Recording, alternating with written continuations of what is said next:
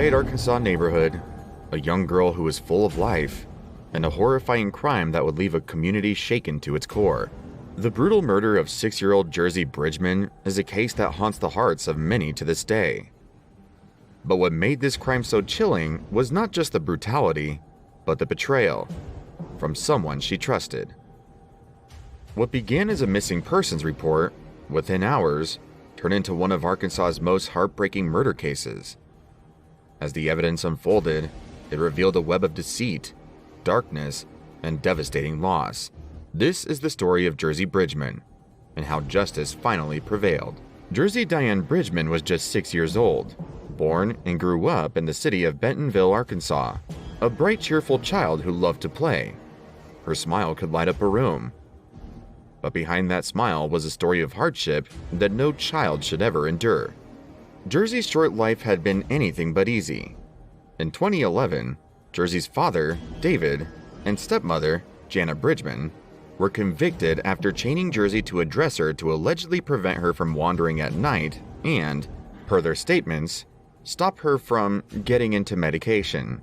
The case generated profound public concern and outrage, leading to their incarceration after both pleaded guilty to false imprisonment, permitting the abuse of a minor, and endangering the welfare of a minor. David Bridgeman was sentenced to 18 years in prison. Jana received a 12-year sentence, with an additional 3 years when her probation was revoked. Soon after the pair was convicted, Jersey's mother, Desiree, regained custody of Jersey after successfully completing a mandated rehabilitation program. From the outside, things seemed to be improving, but nobody could have imagined the dark turn her life was about to take. In November 2012, Jersey was living with her mother, Desiree Bridgeman, and began kindergarten that fall in Bentonville, about 215 miles northwest of Little Rock. She was frequently tended to by her next-door neighbors, Zachary and Amanda Hawley. Amanda was Desiree's best friend, and she and her husband served as babysitters whenever Desiree wasn't home. They were watching Jersey and her 2-year-old younger sister on the night of November 19, 2012, and further helped Desiree get the girls to bed after she arrived home late from work. According to the documents, Desiree came home from work about 11 p.m. that night. She went to the Hawley residence to pick up the girls, and after she chatted with the Hawleys for a few minutes, Zachary carried Jersey to her home, while Desiree carried the younger sister, and they placed them together in the same bed. November 20th, 2012 began like any other day, but by the evening, everything would drastically change. At around 6:30 a.m., Jersey's mother woke up and went to check on the daughters and get Jersey up and ready for school, only to find her missing from the bed where her 2-year-old sister was still sleeping. Jersey's mom had gone on a search to every corner of the house, calling on the Hawleys, informing them what was going on, and asking them for help in searching for her missing daughter. They checked throughout the neighborhood, yet there was still no sign of Jersey anywhere they checked. It was then that panic began to set in for Jersey's mother, and within minutes, she reported Jersey missing to the police.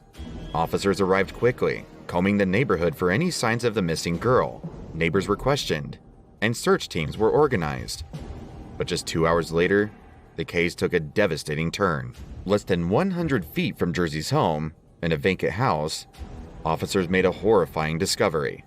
Jersey Bridgeman's lifeless body was found inside a bedroom closet, with no clothes on and her small frame bearing the unmistakable signs of a brutal assault. The police officer, later testifying, said he found her body face down with pajama pants wrapped around her neck. The house, long abandoned, now became the center of a murder investigation. Before we move into the details of the investigation, please help us grow and gain exposure for this case and others like it. Show your support with a like, and don't forget to subscribe. Investigators immediately sealed off the crime scene, collecting evidence that would later become crucial in solving the case. Forensic experts noted that Jersey had been sexually assaulted and strangled. Her death, ruled as a result of asphyxia or lack of oxygen, all deliberate and heinous actions. With no witnesses and no immediate suspects, detectives turned to the neighborhood for answers. Among those interviewed was Zachary Hawley, the babysitter, who claimed he had no knowledge of Jersey's disappearance and appeared visibly distraught during questioning. Holly seemed to be cooperative and even offered his DNA samples to the police during the investigation. He also agreed to give detectives the clothes he wore that night before Jersey's body was found. But behind his tears and seeming cooperation was a secret that would soon come to light. No one answered the door at the mobile home where police say Holly and his wife lived, but the following day, Amanda Holly's family issued a statement through a lawyer asking for privacy. Jersey was a very sweet girl who our children and grandchildren considered their best friend.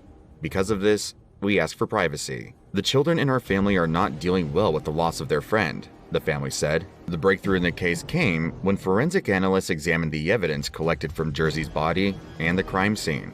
DNA samples revealed a match, and it pointed directly to Zachary Holly. On November 23, 2012, just 3 days after Jersey's murder, Zachary Holly was arrested and charged with capital murder, kidnapping, and sexual assault, to which he pleaded not guilty. The community's shock deepened as they learned the truth. The person responsible for this unspeakable crime was someone Jersey had trusted.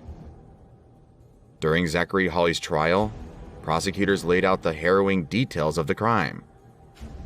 They argued that Holly, after luring Jersey out of her home under the guise of kindness, had taken her to the abandoned house where he committed these heinous acts. DNA evidence, combined with inconsistencies in his alibi, left little doubt about his guilt.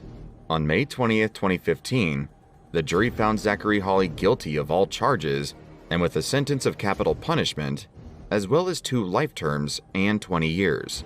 Justice has been served, but the scars left behind by his actions would never fully heal. Holly continued to assert his innocence and seek an appeal to overturn his conviction, filing a Rule 37 petition in 2019, citing that he received inadequate counsel from his attorneys. Jersey's murder sent shockwaves through Bentonville, a community forever changed by the loss of an innocent child. Jersey's case continued to inspire substantial media coverage, not only due to the murder trial, but also the circumstances leading up to her abduction and death, particularly in the light of persistent abuses on the part of those entrusted with her care, with consideration of potential steps to improve child protection and anticipate possible dangers. Despite the abuse she endured, Jersey was noted to have been a happy and cheerful girl to those around her. Jersey Bridgeman's story is a heartbreaking reminder of how quickly innocence can be stolen. But it's also a testament to the power of justice and the resilience of a community determined to protect its most vulnerable members. Though her life was tragically cut short, Jersey Bridgeman's memory lives on as a symbol of hope and change. Her story reminds us to cherish every moment and fight tirelessly for justice. May her soul find peace. Another case unraveled, but many more to come. There are hundreds of stories out there like these, and they're always worth the chase. So make sure you're subscribed and ready for the next one by hitting that bell. From all of us at Chasing Cases, stay vigilant, stay curious, and keep chasing cases.